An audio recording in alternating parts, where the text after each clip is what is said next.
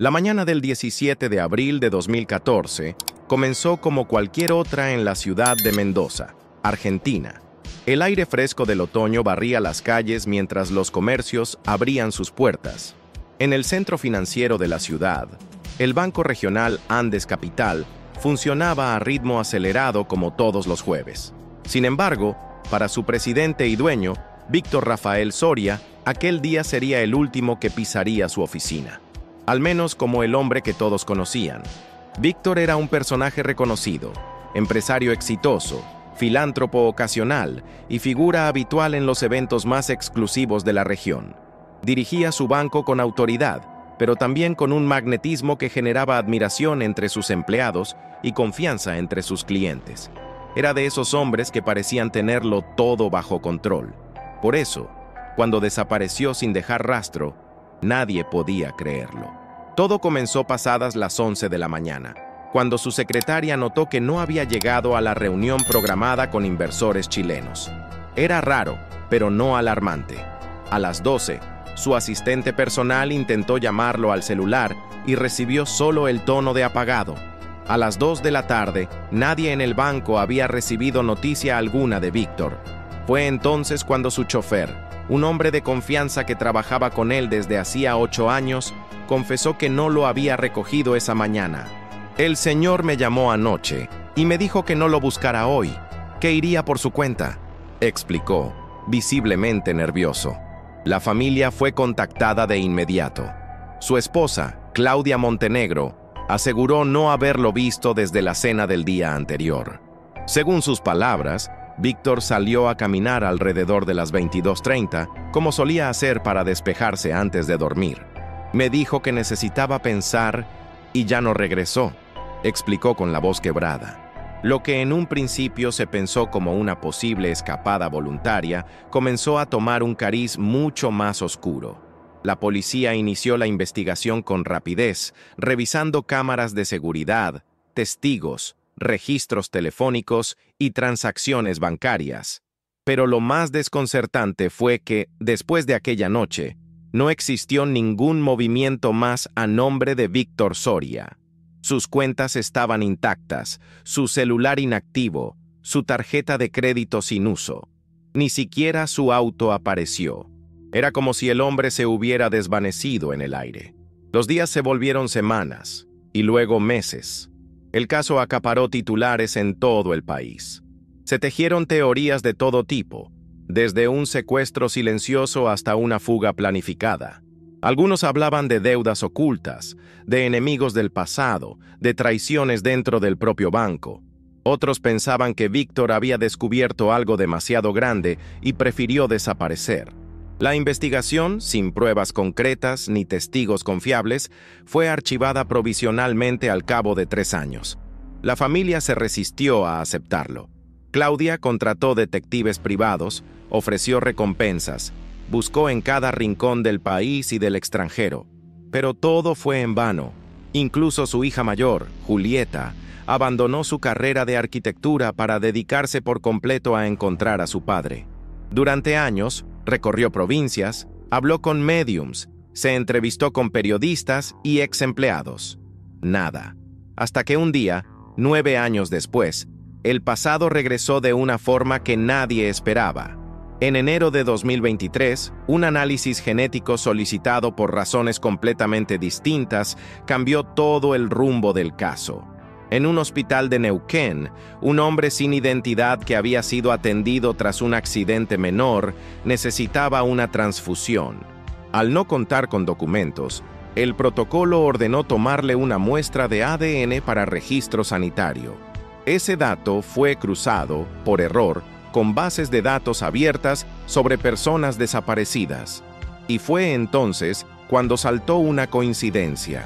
El hombre sin memoria registrado bajo el nombre ficticio de Miguel A. compartía un 99,9% de coincidencia genética con la muestra de referencia de Víctor Soria, obtenida años antes por la familia. La noticia llegó primero a los laboratorios forenses de Buenos Aires y luego al despacho del fiscal que años atrás había llevado el caso. Cuando el equipo volvió a revisar los registros, no podían creerlo. Era posible que después de 9 años, aquel hombre confundido, sin recuerdos, viviendo con otra identidad, fuera en realidad el desaparecido dueño del banco. La historia que había comenzado con una desaparición en medio de la riqueza y el poder, estaba a punto de dar un giro completamente inesperado. El fiscal Emilio Barreto, quien años atrás había tenido que archivar sin resolución el caso de Víctor Soria, se encontraba en su despacho cuando recibió la notificación del laboratorio genético de la ciudad de Buenos Aires.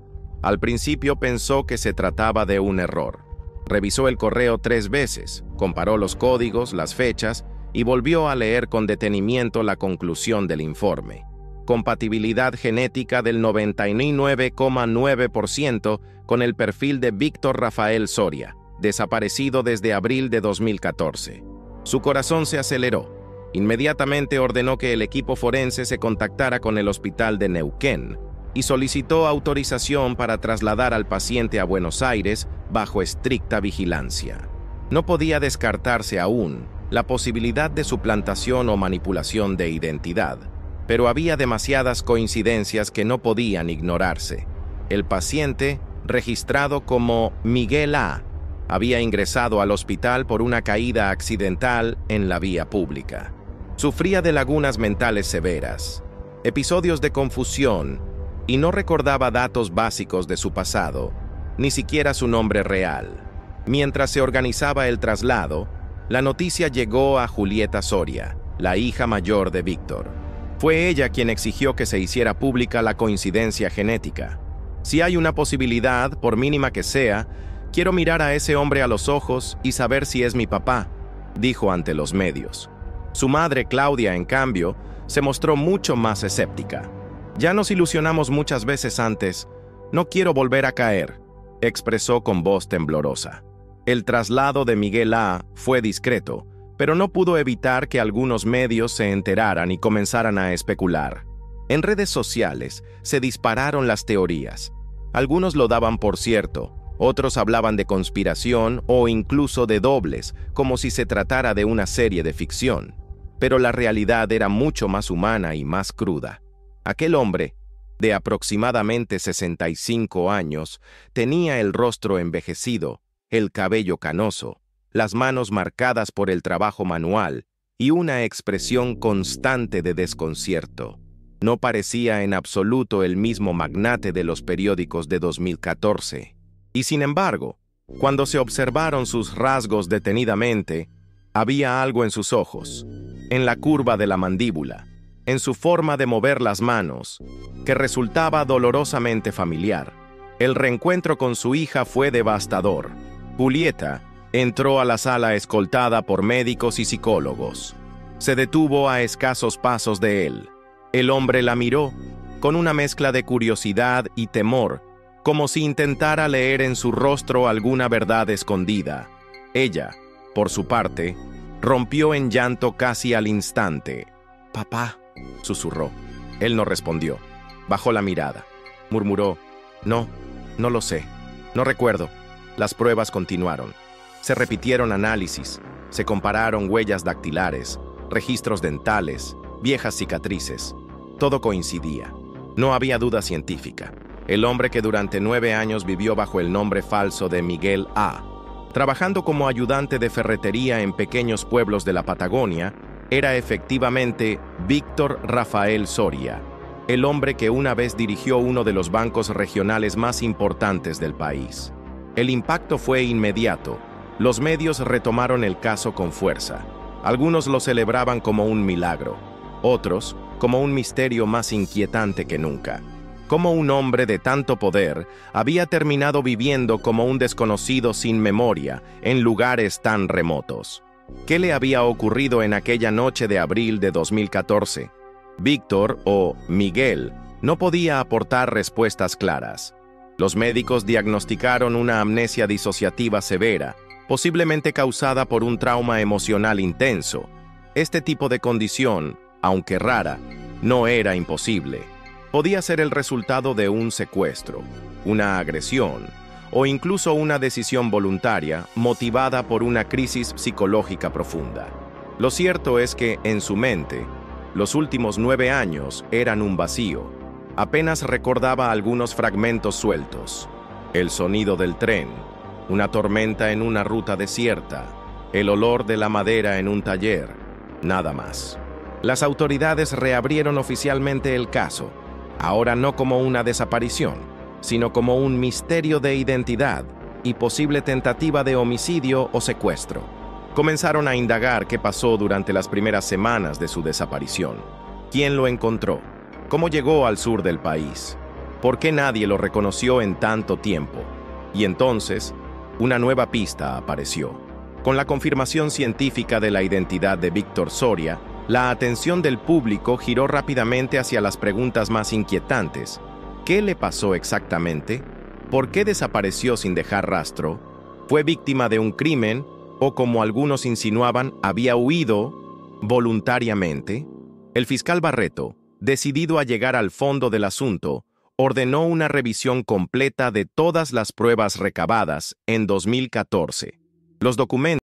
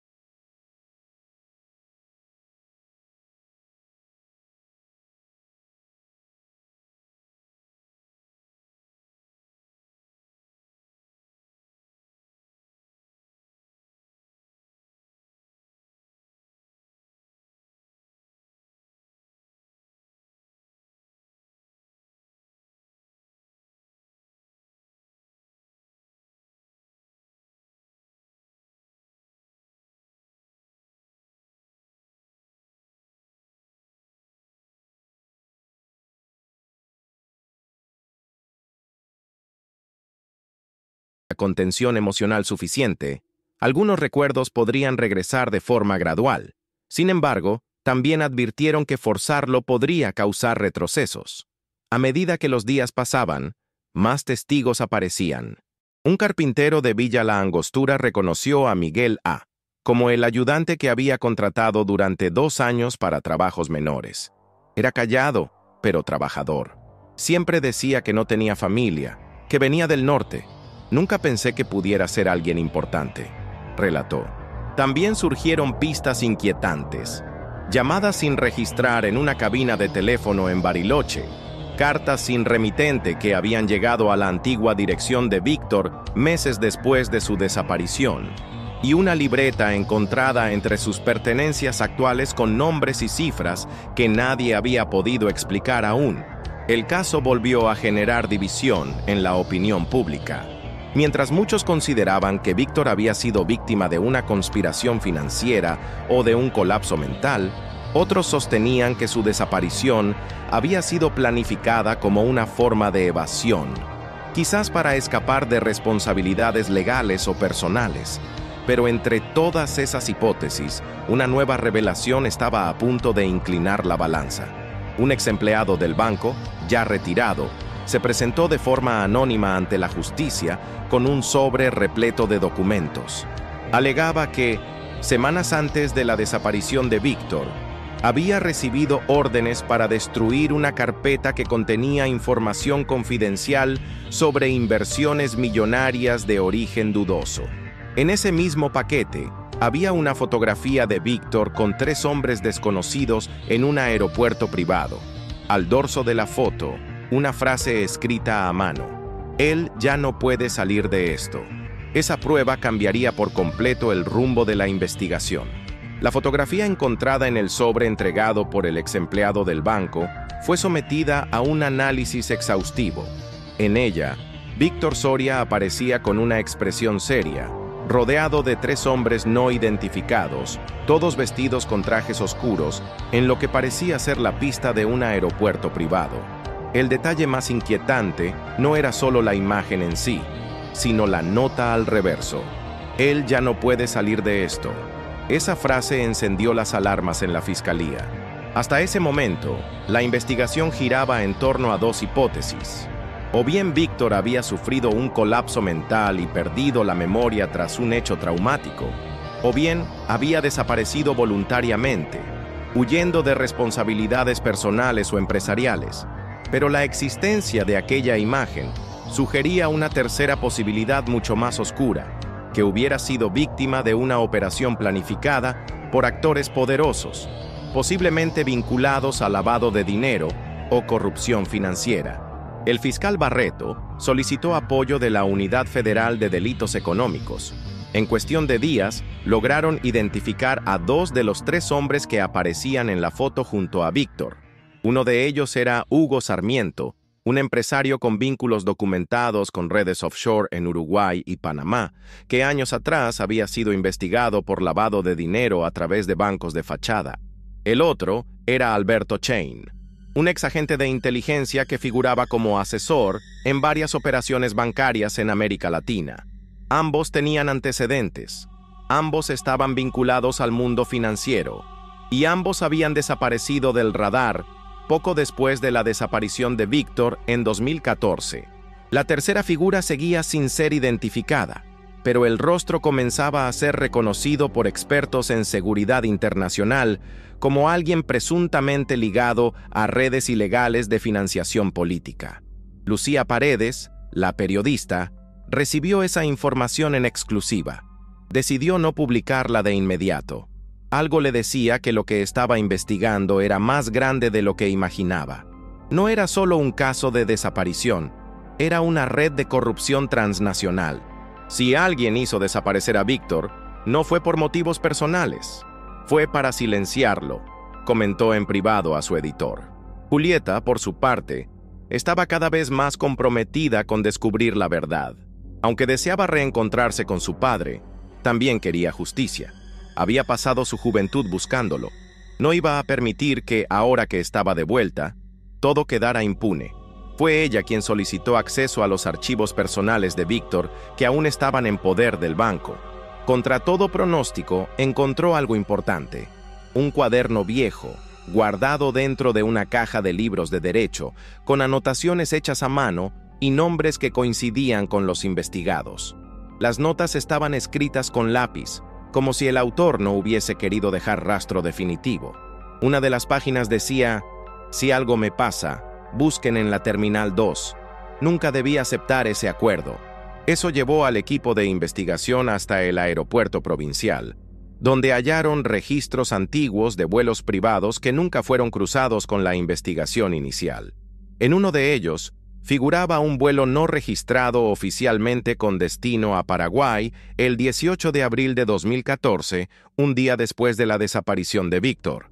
Ese vuelo había sido pagado en efectivo por una empresa pantalla, pero uno de los nombres del personal técnico coincidía con un antiguo colaborador de Hugo Sarmiento. Ahora la fiscalía tenía una línea clara. Víctor probablemente fue llevado contra su voluntad o bajo presión al exterior como parte de una operación de encubrimiento de transacciones ilícitas. Pero la pregunta seguía siendo: ¿cómo volvió? ¿Y por qué no recordaba nada? Un nuevo testimonio arrojó luz. Desde la ciudad de San Carlos de Bariloche, una mujer llamada Teresa Falcón se presentó ante las autoridades diciendo que había reconocido a Víctor, entonces conocido como Miguel A., años atrás. Afirmó que él llegó a su refugio de montaña herido, desorientado y sin documentos, en julio de 2014. Dijo que había tenido un accidente en la ruta, que no recordaba ni su nombre. Me pidió trabajo a cambio de comida. Lo acepté porque parecía buena persona y porque no sabía que lo estaban buscando, declaró con sinceridad. Lo tuvo trabajando allí por más de un año, ayudando con animales y tareas de mantenimiento. Describió a Víctor como alguien callado, que no hablaba de su pasado, pero que tenía modales refinados, conocimiento de literatura y una cicatriz en el abdomen, coincidente con una herida quirúrgica antigua registrada en su historia clínica antes de desaparecer. Esto confirmó una nueva pieza del rompecabezas. Víctor no solo había perdido la memoria, sino que había sido abandonado en un lugar remoto tras probablemente haber sido retenido, y sobrevivió gracias a la ayuda de personas que no sabían quién era realmente. El caso tomó una nueva dimensión mediática y judicial. El Banco Andes Capital fue citado para declarar, y algunos exdirectivos fueron arrestados preventivamente mientras se investigaban posibles fraudes cometidos antes de la desaparición de Víctor. También se congelaron bienes de las empresas vinculadas a Sarmiento y Chain. Víctor, todavía en recuperación, comenzó a tener nuevos destellos de memoria. Recordó una discusión acalorada en su oficina, una amenaza velada, una firma en un contrato que no quería firmar, y luego oscuridad. Esos recuerdos fragmentarios alimentaban la teoría de que su desaparición no fue un accidente ni una huida, sino una operación silenciosa para neutralizarlo. Y lo más inquietante, el tercer hombre de la foto aún no había sido identificado, pero parecía observarlo todo desde las sombras. La revelación de que Víctor Soria había sido víctima de una posible operación de silenciamiento financiero conmocionó al país. El rostro del otrora poderoso banquero, ahora demacrado y perdido en su propia mente, circulaba por todos los medios. La sociedad que lo había olvidado o dado por muerto se veía ahora enfrentada a una historia mucho más compleja que cualquier titular pasado. En la residencia familiar, la atmósfera era de tensión constante. Claudia, su esposa, estaba desconcertada.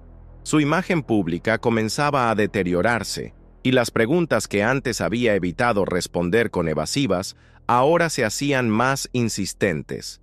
¿Qué sabía ella realmente sobre las operaciones de su esposo?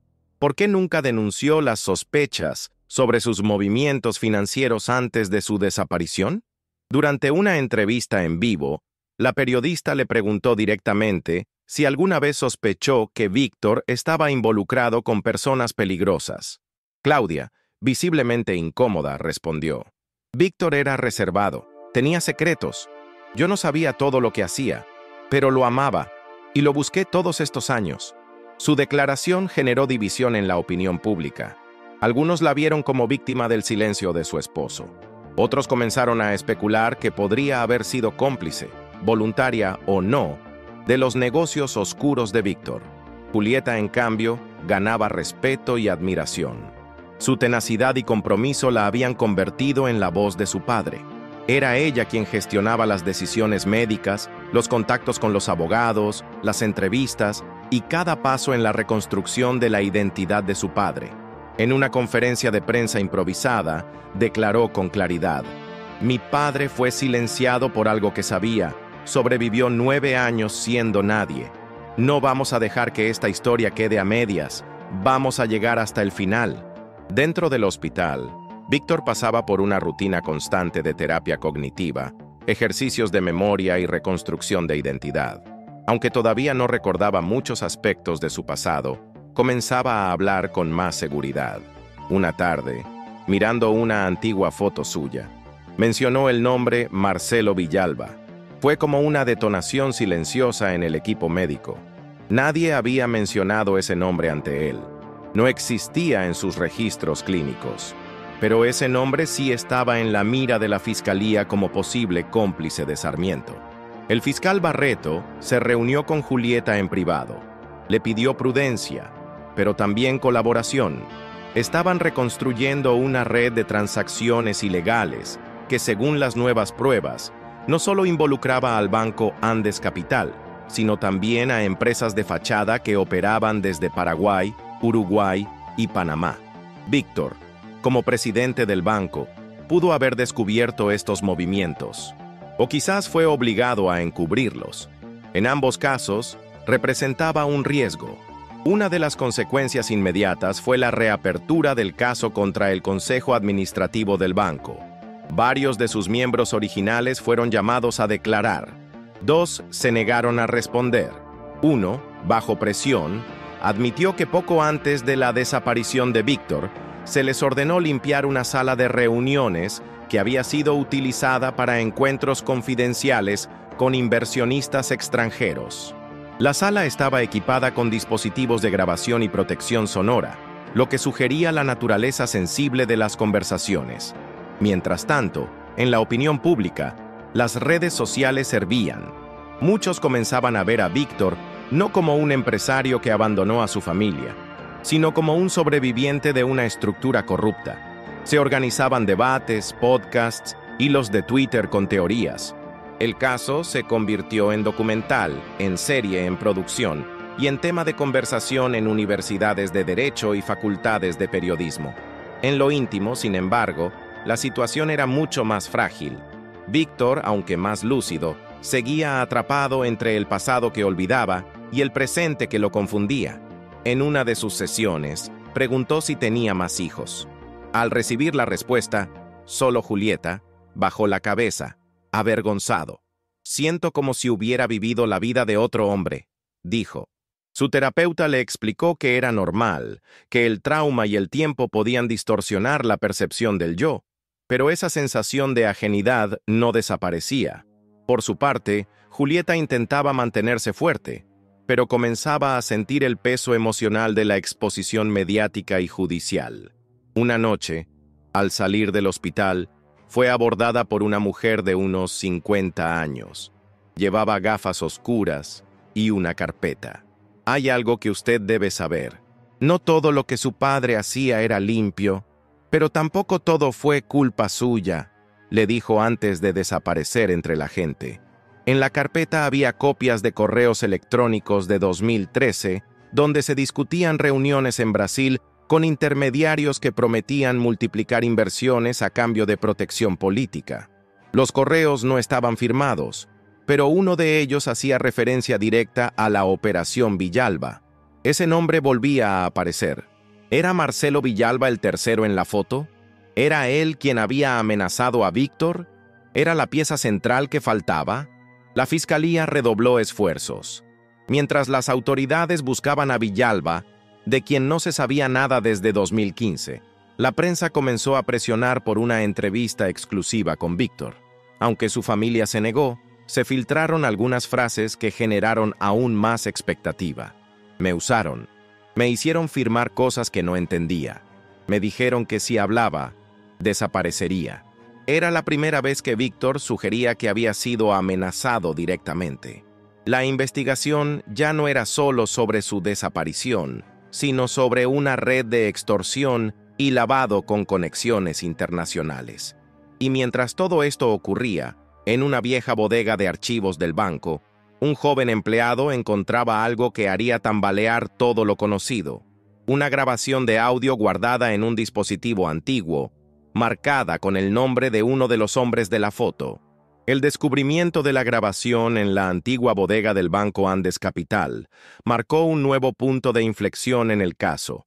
El dispositivo, un viejo reproductor de voz digital olvidado entre cajas polvorientas, contenía 3 archivos de audio. El primero era una conversación entre Víctor Soria y un hombre cuya voz fue identificada como la de Hugo Sarmiento. En el diálogo se escuchaba claramente cómo Sarmiento presionaba a Víctor para que firmara un documento que permitía mover fondos del banco hacia cuentas en el exterior sin pasar por el sistema de control interno. Es una firma nada más. Después no tendrás que preocuparte de nada. Esto es ilegal, Hugo. Estamos hablando de millones. Te conviene firmar, Víctor. Por ti, por tu familia. Tú no sabes con quién estás tratando. El segundo archivo era aún más perturbador. Se escuchaba el mismo tono de voz intimidante, pero esta vez acompañado por un tercero, un hombre que no fue identificado de inmediato, con acento neutro y voz pausada. Esto ya no es una sugerencia, Soria. Si no coopera, hay otros métodos. Usted es importante, pero reemplazable. ¿Qué es esto? ¿Una amenaza? No, es una realidad. Usted ya está dentro. Ahora cumpla su parte. El tercer archivo era más corto. Apenas unos segundos de silencio, seguidos de una voz cansada, la de Víctor, diciendo: «Si alguien encuentra esto, lo siento». Las grabaciones fueron enviadas al equipo forense para autentificación. El fiscal Barreto, al escucharlas por primera vez, comprendió que estaban ante algo mucho más grande que una red local de lavado de dinero. Había una organización estructurada, con jerarquías, amenazas veladas y poder suficiente para borrar la vida de un hombre sin dejar rastro. ¿Quién era el tercer hombre? ¿Y hasta dónde llegaban sus conexiones? Paralelamente, la subtrama relacionada con el paradero de Marcelo Villalba comenzó a tomar protagonismo. Tras una investigación conjunta con Interpol, surgieron datos que indicaban que Villalba había cruzado la frontera hacia Bolivia en 2015 usando un pasaporte falso. Se lo perdió de vista en la ciudad de Santa Cruz de la Sierra, donde supuestamente había montado una empresa fantasma para canalizar fondos ilegales desde Sudamérica hacia Europa del Este. Las autoridades bolivianas fueron alertadas y se emitió una orden de captura internacional. Mientras tanto, la presión sobre Julieta crecía. Medios sensacionalistas comenzaron a indagar en su vida privada, buscando cualquier detalle que pudiera generar escándalo. Algunos columnistas cuestionaban el papel de la familia Soria en los negocios del banco. ¿Eran solo víctimas? ¿O sabían más de lo que decían? Julieta decidió contratar su propio equipo de abogados y asesores en comunicación. Sabía que la historia de su padre ya no era solo un caso judicial, sino un fenómeno mediático y político. Comenzaron a llegarle ofertas de editoriales, de plataformas de streaming, incluso de políticos que querían usar su relato como bandera en campañas contra la corrupción. Pero en lugar de aceptar los reflectores, Julieta decidió alejarse del ruido. Se refugió en la casa de campo de su infancia, acompañada por su padre, que seguía en tratamiento. Allí, en medio de los álamos y los sonidos tranquilos del campo mendocino, Víctor comenzó a mostrar mejoras sutiles. Reconocía más rostros, hacía preguntas sobre antiguos empleados, y una tarde, mirando al horizonte, susurró: «Ellos querían usar el banco para esconder armas, no solo dinero». Aquella frase encendió una nueva alarma. ¿Estaban hablando de una red de tráfico de armas? ¿El banco había sido una fachada para operaciones ilegales a escala internacional? El fiscal convocó a una junta de emergencia con la Procuraduría General. El caso superaba ya los límites de su jurisdicción. Se solicitó colaboración de organismos internacionales, incluyendo la DEA y Europol. Las grabaciones, las transferencias sospechosas y los movimientos migratorios de Villalba apuntaban a una posible conexión entre redes financieras y contrabando de alto nivel. Pero mientras la investigación oficial avanzaba, otro frente se abría en las sombras. Claudia Montenegro, la esposa de Víctor, comenzó a recibir mensajes anónimos, notas dejadas en el buzón de su casa, sin remitente, que decían cosas como «Calla o te harán callar» o «No revuelvas lo que no puedes manejar». En uno de los sobres había una fotografía de ella con Julieta, tomada desde lejos, y una bala suelta. Claudia, aterrada, llevó la prueba a la policía. El fiscal ordenó protección para toda la familia. Julieta, lejos de intimidarse, redobló su determinación. Habló con su padre, quien ahora parecía tener momentos más claros. Juntos comenzaron a armar un rompecabezas emocional hecho de recuerdos fragmentados, miedos antiguos y silencios compartidos. «Papá, ¿te acuerdas de los socios que te presionaban? Uno tenía una cicatriz aquí», dijo tocándose el cuello. «Me decía que no me preocupara, que todo era por el bien del país». La frase, cargada de ambigüedad, encajaba con perfiles de antiguos operadores de inteligencia que se movían entre negocios ilegales y operaciones encubiertas. Era una confirmación de que los tentáculos de la red llegaban a niveles que nadie había querido imaginar. Y mientras la justicia avanzaba lentamente, en las sombras, alguien más se movía con rapidez. Una noche, un incendio destruyó la oficina donde se almacenaban documentos confidenciales del Banco Andes Capital. Aunque los bomberos actuaron rápido, muchos archivos fueron irrecuperables. El fiscal lo calificó como un atentado contra la verdad. La reacción del público fue inmediata. Se organizaron marchas en Mendoza y Buenos Aires bajo el lema «No más silencios, la verdad no se quema». La historia de Víctor se convirtió en símbolo nacional. Pero mientras todos miraban hacia los despachos judiciales, un dato pasó desapercibido. En la escena del incendio, se encontró una moneda extranjera, con un símbolo tallado que coincidía con el anillo que llevaba el tercer hombre de la foto. Y nadie sabía aún de dónde provenía ese símbolo. El hallazgo de la moneda extranjera calcinada entre los restos del incendio encendió una nueva línea de investigación. El símbolo tallado en su superficie, una especie de halcón con una espada cruzada sobre una estrella, no coincidía con ninguna insignia oficial conocida. Sin embargo, los servicios de inteligencia identificaron el emblema como una marca utilizada por una organización paramilitar secreta, activa durante la década anterior en operaciones encubiertas vinculadas al tráfico de armas y recursos estratégicos en América del Sur. Para Julieta, esa revelación no era más que otra pieza del puzzle, pero una que traía consigo más temor que respuestas. ¿Su padre había estado involucrado con gente peligrosa a ese nivel? ¿O simplemente había sido utilizado como pieza descartable por organizaciones que lo superaban por completo? Los días siguientes se volvieron una mezcla de tensión y esperanza.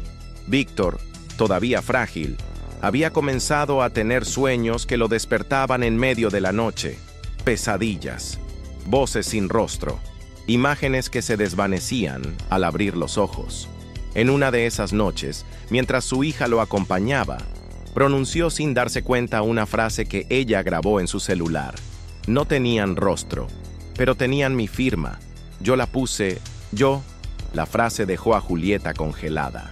Si bien él era una víctima clara de desaparición y pérdida de identidad, había en su pasado decisiones que facilitaban o incluso justificaban, al menos en parte, el nivel de presión y amenaza que había vivido. Ese dilema moral empezó a reflejarse en las conversaciones familiares. Claudia, quien se había mantenido en silencio durante la mayor parte de la recuperación de su esposo, comenzó a distanciarse emocionalmente. «No lo reconozco», dijo un día. «No es el hombre con el que me casé, ni física, ni mentalmente. Es un reflejo, una sombra». Julieta no la juzgó. Entendía su frustración, pero al mismo tiempo, sentía que algo dentro de ella se negaba a abandonar a su padre. Había esperado demasiado, luchado demasiado, como para rendirse ahora. Aunque no recupere del todo la memoria, tengo que ayudarlo a recuperar la verdad, se repetía en voz baja cada mañana. Mientras tanto, el fiscal Barreto recibía presiones por todas partes. Altas figuras políticas comenzaron a insinuar que el caso debía cerrarse para proteger la estabilidad institucional del sistema financiero. Otros fiscales menos comprometidos le sugirieron centrarse en las pruebas que ya tenía y no ahondar más allá. Pero Barreto, cansado del juego de poder, decidió tomar un riesgo. Convocó a una audiencia pública, transmitida por cadena nacional, donde presentó las grabaciones halladas, las pruebas forenses, la conexión con Villalba y el hallazgo del símbolo paramilitar. Fue una jugada arriesgada, pero necesaria. Quería que la sociedad viera que lo que había ocurrido con Víctor Soria no era un caso aislado, sino una muestra de cómo la impunidad podía tragarse la identidad de una persona. Las reacciones no se hicieron esperar. Algunos medios internacionales retomaron el caso. El nombre de Víctor apareció en portadas de periódicos de España, Chile y México. La historia del banquero desaparecido que reaparecía sin memoria y hablaba de amenazas, contratos y redes ilegales se convirtió en símbolo del precio que se paga por conocer demasiado. Julieta, al ver la transmisión, sintió una mezcla de alivio y angustia. Finalmente, alguien validaba el sufrimiento que había cargado durante años. Pero también sabía que cuanto más público se volvía el caso, mayor era el riesgo. Y tenía razón. 2 días después de la audiencia, recibió una llamada desde un número desconocido. Al contestar, una voz distorsionada le dijo: «Tu padre no debería hablar más. Ya fue suficiente». Luego, colgaron. Ese mismo día, una camioneta sin identificación fue vista estacionada durante horas frente al hospital, donde Víctor continuaba en tratamiento. Las cámaras de seguridad no captaron placas. El personal denunció movimientos sospechosos. El fiscal ordenó reforzar la seguridad, temiendo un intento de silenciar a Víctor nuevamente, ahora que su testimonio podía derribar estructuras. Frente a este escenario, Julieta tomó una decisión audaz: llevar a su padre a un lugar más seguro. Contactó a una amiga periodista de confianza que le ofreció una casa en la provincia de San Luis, lejos de la exposición mediática y de los riesgos inmediatos. El traslado fue discreto. Solo Barreto y su equipo más cercano sabían el paradero. Allí, en la serenidad de las montañas, comenzó una nueva etapa. Víctor tenía momentos de mayor lucidez. Recordaba nombres sueltos, escenas vagas, pero cada vez más concretas. Habló de un viaje a Brasil con documentos falsos, de una reunión secreta en un yate, de un hombre con un tatuaje en el cuello en forma de cruz invertida.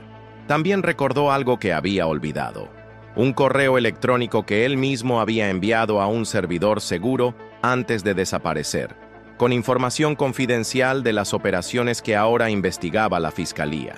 Ese correo, si lograban encontrarlo, podría ser la clave para destruir la red desde adentro.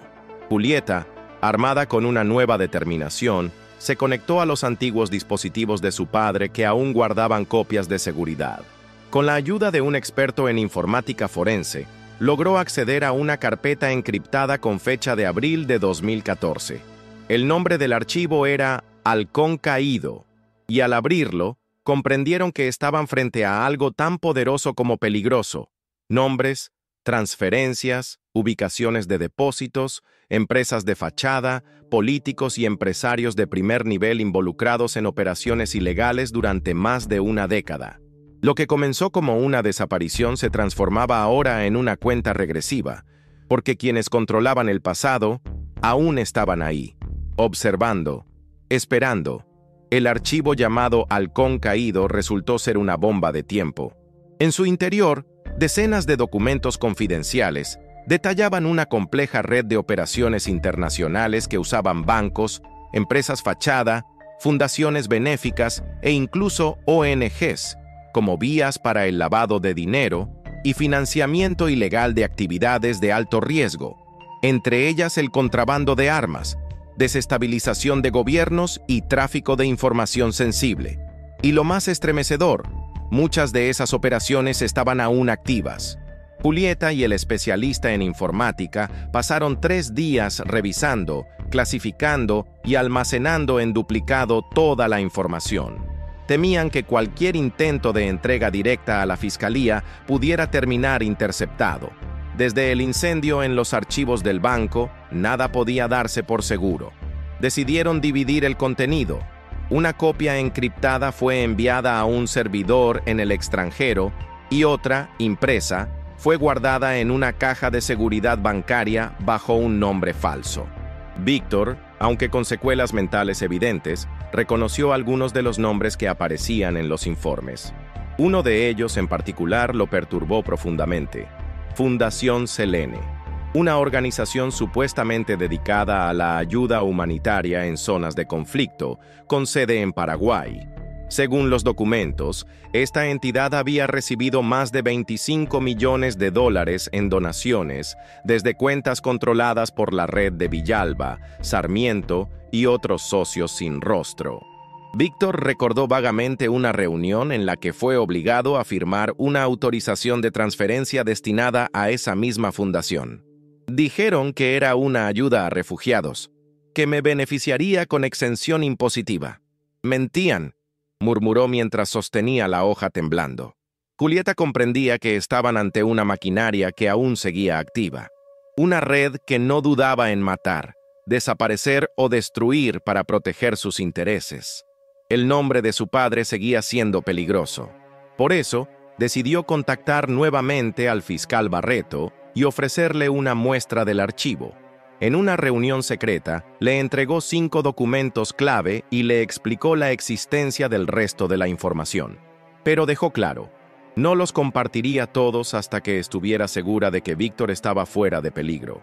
Barreto, que llevaba semanas navegando entre presiones políticas, amenazas veladas y movimientos diplomáticos sospechosos, entendió que debía moverse con inteligencia.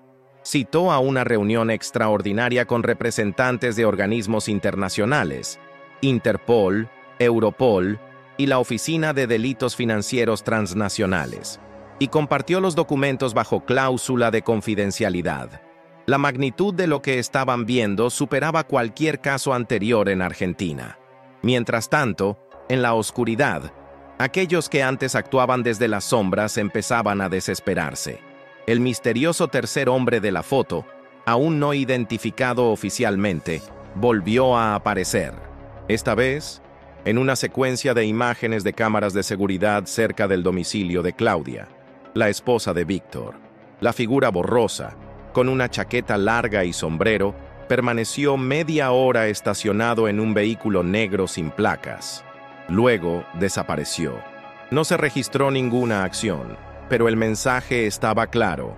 Sabían dónde estaban. Seguían observando. Julieta, ya sin espacio para el miedo, tomó una decisión drástica. Se pondría frente a las cámaras. En una conferencia de prensa inesperada, organizada en San Luis, reveló parte del contenido del archivo Halcón Caído. Mostró capturas de pantalla de documentos falsos, mapas con rutas de tráfico de armas desde Paraguay a puertos argentinos y nombres de políticos que figuraban como beneficiarios indirectos de las operaciones. No reveló todo, pero fue suficiente para encender la furia pública. La noticia cruzó fronteras.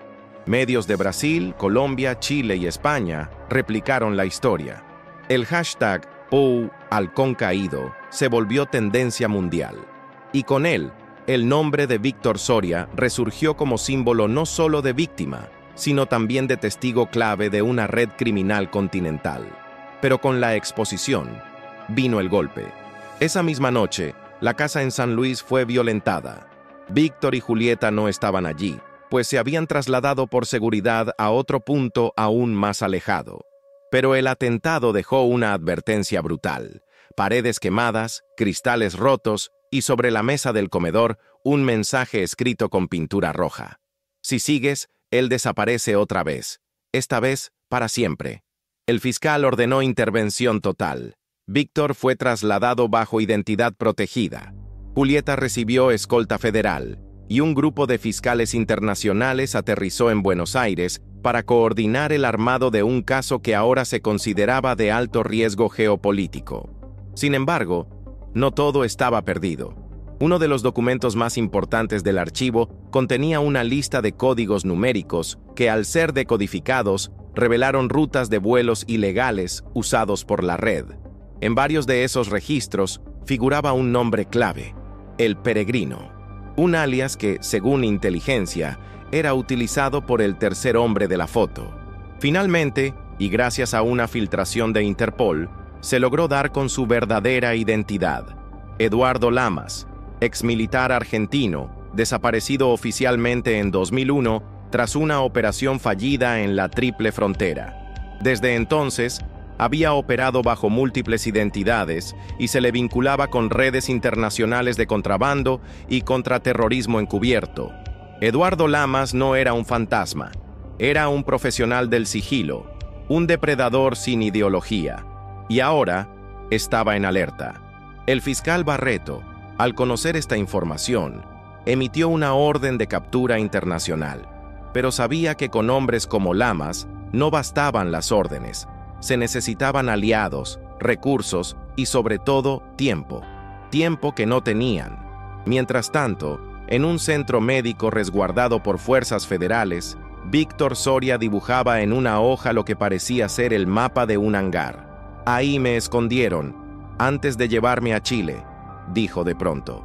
Era la primera vez que mencionaba otro país, otro eslabón de la cadena, otro camino hacia la verdad. Y ahora, todos comenzaban a entender algo que hasta entonces se habían negado a aceptar.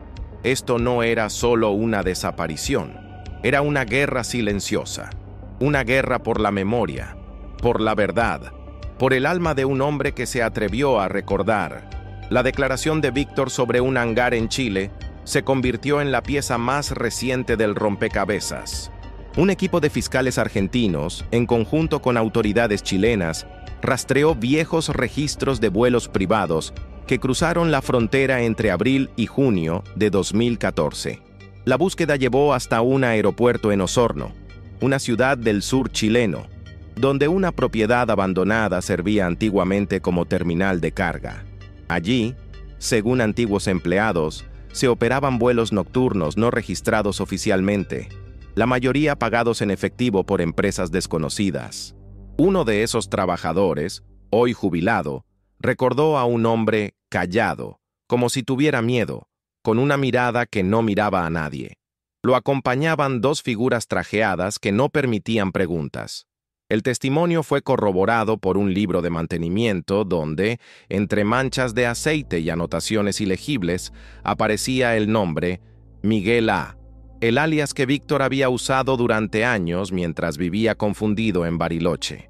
Esa conexión entre Argentina y Chile no solo fortalecía la hipótesis de que Víctor había sido movido a través de una red clandestina, sino que también sugería la existencia de una estructura regional, con apoyo logístico en ambos países. Al cruzar las listas de empresas de fachada que financiaban estos vuelos, apareció un nuevo nombre que hasta entonces había pasado desapercibido: Translog Sur. Translog Sur era una empresa de transporte con sede en Temuco, registrada bajo el nombre de un testaferro paraguayo. Sin embargo, su actividad principal, según los archivos, no era el transporte de bienes, sino el de documentación sensible. Lo más inquietante era que su última actividad reportada coincidía con la fecha en que Víctor fue llevado a Chile, y su sede había sido incendiada misteriosamente en 2015 durante la madrugada. El patrón se repetía: documentos desaparecidos, incendios, amenazas, silencio forzado. En Buenos Aires, Julieta fue contactada en secreto por Dante Suárez, un exabogado del Banco Andes Capital. Durante años había guardado silencio por miedo, pero al ver las revelaciones públicas, decidió romper su pacto de omertá. Afirmó tener pruebas de que varios miembros del directorio del banco estaban al tanto de las operaciones de lavado y usaban la red internacional para esconder ganancias personales. Víctor era una amenaza porque comenzó a preguntar demasiado tarde, dijo Dante. ¿Y tú qué hiciste?, preguntó Julieta con rabia contenida. Sobrevivir, respondió con honestidad. Pero ya no me importa. Dante entregó un pendrive con copias escaneadas de correos electrónicos, minutas de reuniones y acuerdos firmados fuera del país, donde figuraban nombres de políticos activos, empresarios de medios y figuras del sector judicial. El alcance del sistema corrupto no tenía límites claros. Entre los documentos, surgió una carta escrita por Víctor en marzo de 2014. Una despedida críptica enviada a su abogado personal que nunca fue entregada por órdenes superiores. En ella Víctor escribía: «He aceptado cosas que nunca debí aceptar, no por ambición, sino por miedo. Hoy sé que el precio de callar es perder el alma. Si algo me ocurre, no crean que fue un accidente. La verdad está ahí, esperando que alguien la mire sin temblar». Julieta leyó la carta sola, en silencio. Cada palabra era una daga y un consuelo. Su padre no había sido inocente, pero había intentado redimirse, y por eso lo destruyeron. Mientras tanto, el fiscal Barreto comenzó a conformar un comité especial con apoyo de fiscales federales e internacionales.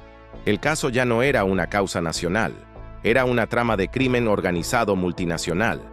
Se activaron órdenes de captura en Paraguay, Chile, Uruguay y Panamá, pero también comenzaron las represalias. Un periodista que investigaba el caso desde Córdoba fue agredido. La casa del experto en informática que ayudaba a Julieta fue allanada de manera irregular. Uno de los escoltas de Víctor desapareció durante un cambio de turno. La tensión crecía y el peligro se volvía cotidiano. A pesar de todo, comenzaron a aparecer nuevas alianzas inesperadas. Organizaciones de derechos humanos, fundaciones anticorrupción y hasta miembros disidentes del Congreso ofrecieron apoyo a la causa. Se organizó una coalición no oficial llamada Memoria y Justicia Financiera, que exigía una comisión investigadora binacional con acceso total a los archivos del Banco Andes Capital. Julieta, ahora figura pública involuntaria, fue invitada a declarar en el Congreso. Su discurso fue breve, pero contundente. Mi padre desapareció porque alguien quiso borrar su conciencia, pero lo que no pudieron borrar fue su sangre, porque en mí y en todos los que buscan justicia, su memoria sigue viva, y no vamos a detenernos. En paralelo, el fiscal Barreto comenzó a moverse en otra dirección. Había recibido un mensaje anónimo: si quieren a Lamas, miren hacia el norte. Una pista críptica, pero clara. En colaboración con inteligencia brasileña, se identificó un posible escondite en el estado de Mato Grosso, donde Lamas, el tercer hombre, habría sido visto en una reunión con antiguos socios del contrabando militar. Se organizó una operación encubierta, pero la misión fracasó. El lugar ya estaba vacío. Lo único que hallaron fue una nota en portugués escrita con letra firme: «O pasado no se apaga, mas quemo persegue, morre comele». El pasado no se borra, pero quien lo persigue, muere con él. La amenaza era directa, y ahora estaba escrita. A pesar del fracaso, la operación generó un nuevo contacto: una exmiembro del grupo de seguridad de Lamas que se encontraba prófuga desde 2017. A cambio de protección y una nueva identidad, ofreció revelar la estructura completa de la red, sus rutas, sus líderes, sus vínculos con organismos públicos. Pero puso una condición: hablaría solamente con Julieta. La reunión fue acordada en secreto. Una cabaña en Salta. Nadie más debía saberlo, ni siquiera el fiscal. Y mientras Julieta partía hacia el norte en busca de respuestas, Víctor, en su habitación protegida, escribió por primera vez una frase entera en su cuaderno de rehabilitación: «Si recuerdas quién eras, tal vez puedas volver a serlo». La cabaña en Salta estaba rodeada por un silencio espeso que parecía absorber cada sonido. Julieta llegó con el corazón en la garganta, consciente de que ese encuentro podía cambiarlo todo, para bien o para mal. La mujer que la esperaba era una figura pequeña, de ojos oscuros y mirada penetrante, con el rostro marcado por años de clandestinidad. Se presentó simplemente como Mariana. Mariana no tardó en revelar información que estremeció a Julieta. Habló de la red liderada por Eduardo Lamas como una estructura más allá de lo imaginable, con conexiones en altos cargos políticos, militares y empresariales de varios países. Detalló operaciones de tráfico de armas, manipulación de bolsas de valores, espionaje y hasta complicidad con redes de narcotráfico. La mujer confesó haber trabajado en seguridad personal de Lamas y haber presenciado momentos donde la línea entre crimen organizado y aparatos de inteligencia estatal se desdibujaba por completo. Contó sobre reuniones secretas en hoteles de lujo, donde se negociaban pactos oscuros bajo la sombra de contratos legales y diplomáticos. Él no es solo un criminal, Julieta, es un símbolo de un sistema que se alimenta del miedo y la corrupción, pero tiene enemigos dentro, y tú has despertado a algunos de ellos, afirmó con solemnidad. La información que Mariana proporcionó fue entregada directamente al fiscal Barreto, quien la utilizó para iniciar una serie de arrestos preventivos en varias ciudades. Entre los detenidos estaban empresarios, funcionarios y exmilitares vinculados a la red. Las autoridades comenzaron a desmantelar progresivamente el entramado financiero y logístico. Sin embargo, la red no estaba dispuesta a caer sin luchar.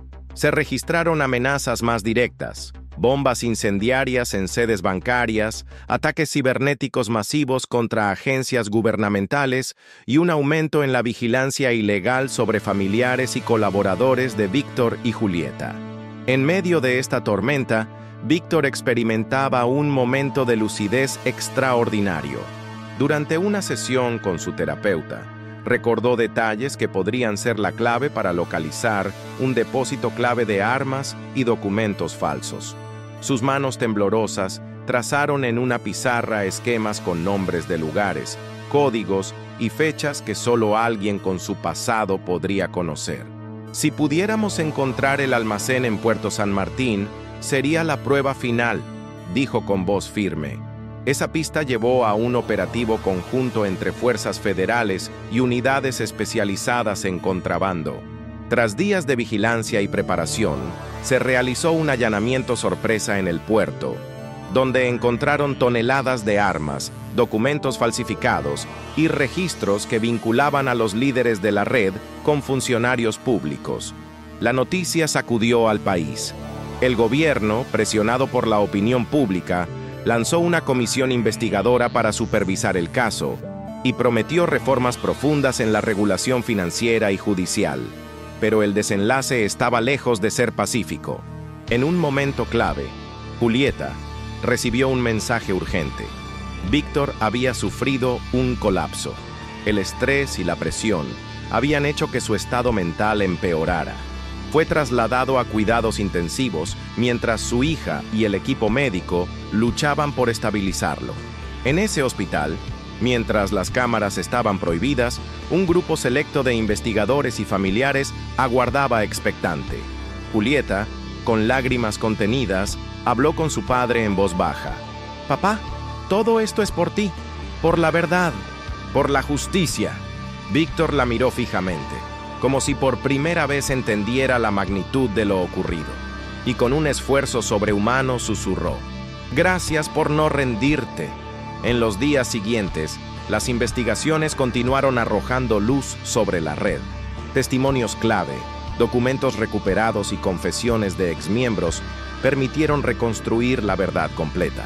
Víctor Soria había sido una pieza fundamental que quiso romper el ciclo, y por eso fue silenciado. La historia del banquero desaparecido se transformó en una lucha contra la corrupción sistémica, inspirando a miles a exigir cambios reales. La presión sobre los implicados en la red criminal alcanzó niveles insostenibles.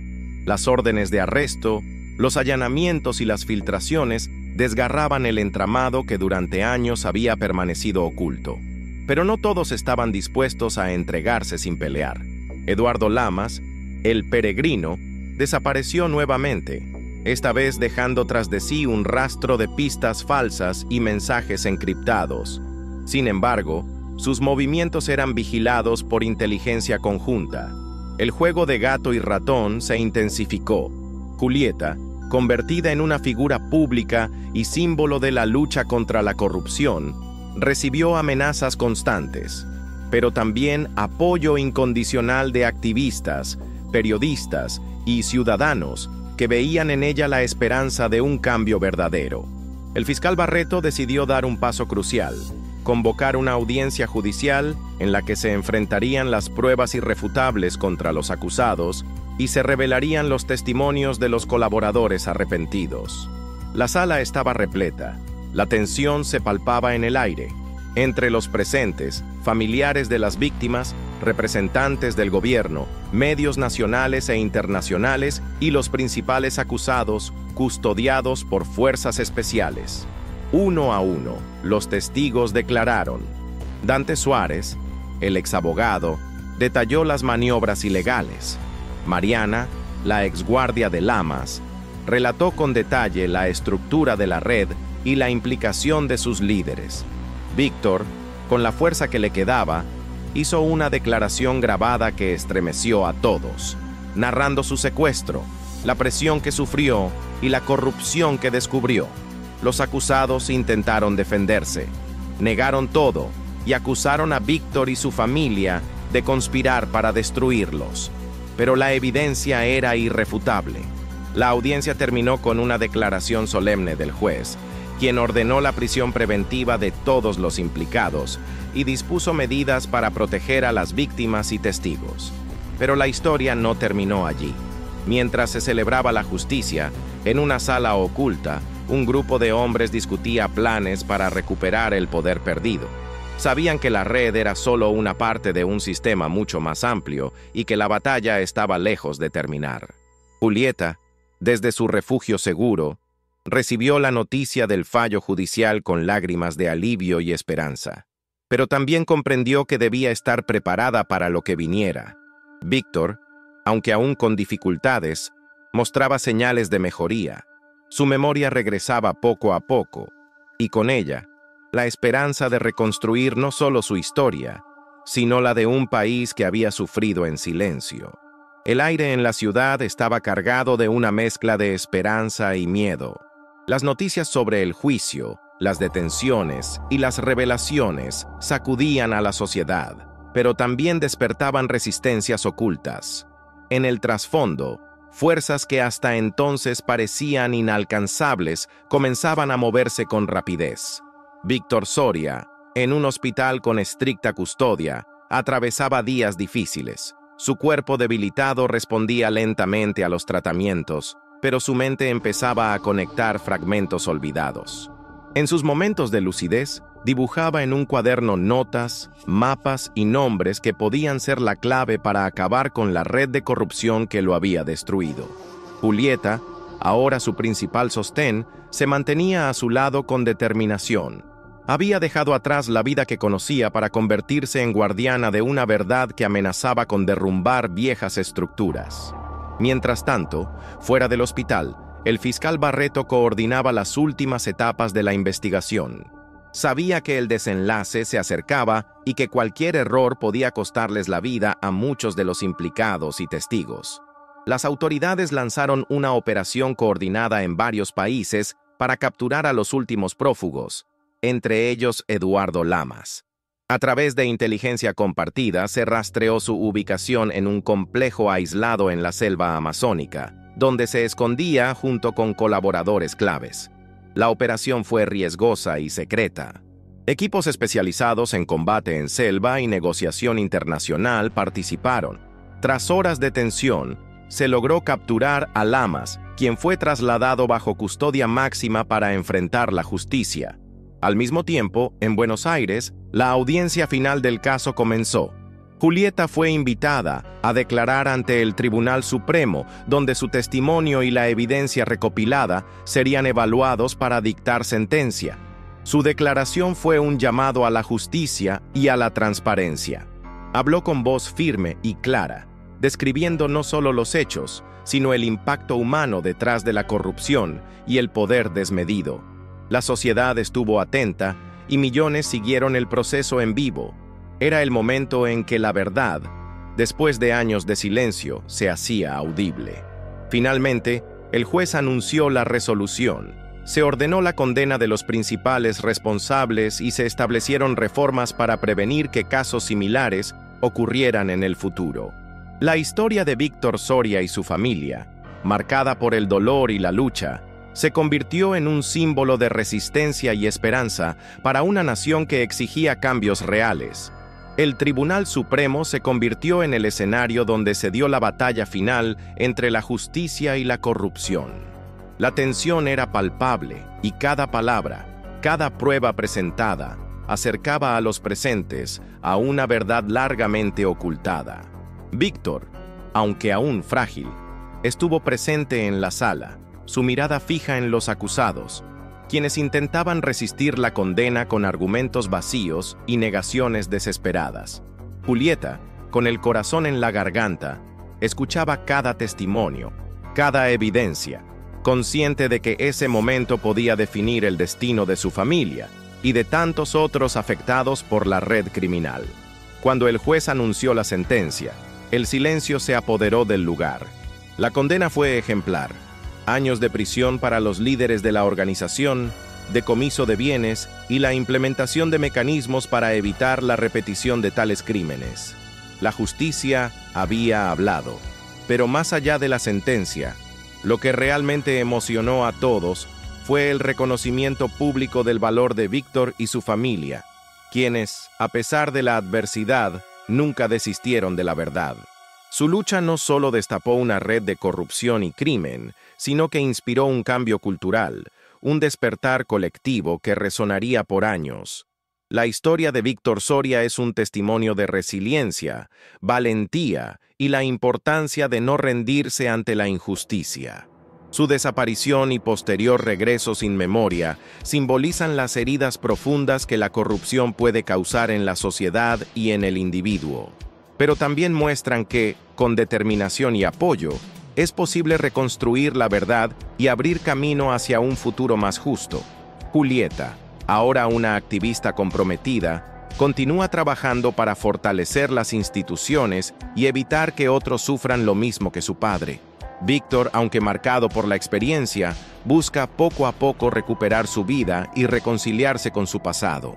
Si esta historia te conmovió y quieres saber más sobre casos que revelan la lucha contra la corrupción y la injusticia, no olvides suscribirte a nuestro canal.